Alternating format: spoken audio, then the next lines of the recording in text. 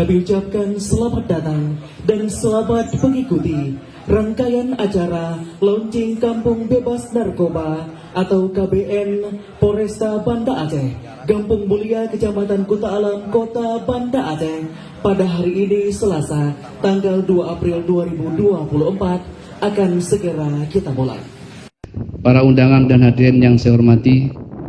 pada bulan Ramadan ini kita akan launching Kampung Bebas Narkoba Kampung Mulia, Kecamatan Kuta Alam, Banda Aceh, yang merupakan pelaksanaan dari salah satu program Quick Win Presisi Polri yang ditindaklanjuti oleh Polda Aceh melalui telegram Kapolda Aceh kepada seluruh jajaran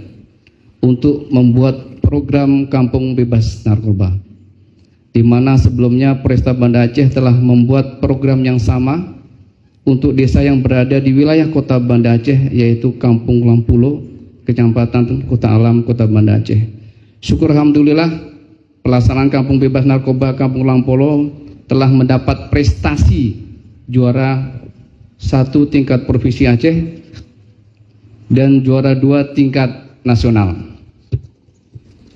Atas hal yang baik itu pula, Polresta Banda Aceh yang memiliki wilayah hukum seluruh wilayah Kota Banda Aceh